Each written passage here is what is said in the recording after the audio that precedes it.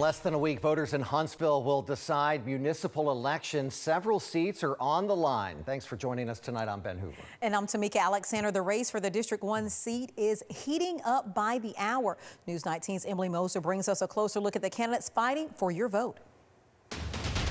Reggie McKenzie, Michelle Watkins, and incumbent Devin Keith hope voters choose their name on the ballot next Tuesday. Keith has held Huntsville City Council's District 1 seat since 2016. McKenzie and Watkins each say they want a shot to make some changes. I felt like I needed to offer my services during this period to make sure that we bring trust back to the district. It's a visible difference. You drive from South Huntsville to North Huntsville, there's a visible difference.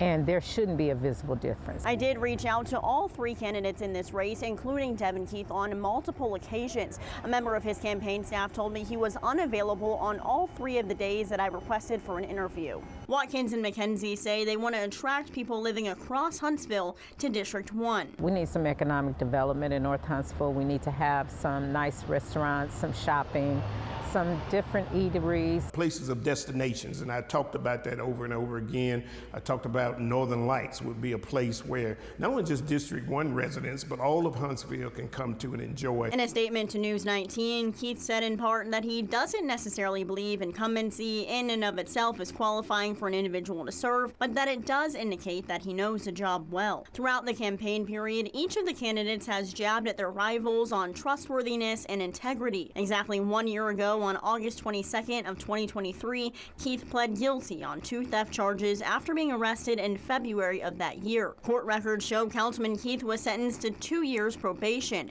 His campaign tells News 19 that he is no longer on probation. However, we spoke to court and probation officials and could not find a record of his completion of probation. In a statement to News 19 ahead of this election, Keith said, quote, "That moment is not how I define myself, nor is it how those who support me define me. Furthermore, it has not stopped me from being an effective leader for my community." Devin should have fought. Devin pleaded guilty. I never pled guilty. Watkins' past has also been a topic of discussion. As a member of the school board, she says an incident involving parents led to her arrest. I was found not guilty. The judge acquitted me.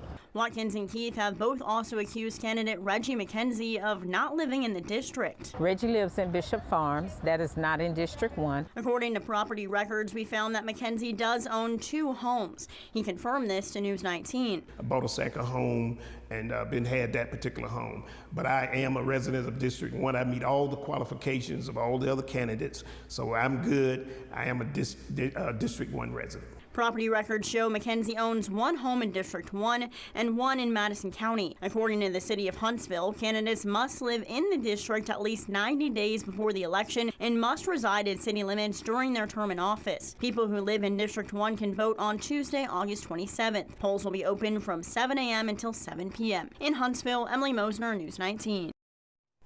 Reggie McKenzie's Fox Trail Circle property is in District 1. News 19's chief investigative reporter Brian Lawson and our digital team sent all 3 candidates a full questionnaire about their campaigns. We have that posted for you on our website, WHNT.com, if you would like to learn more about the race.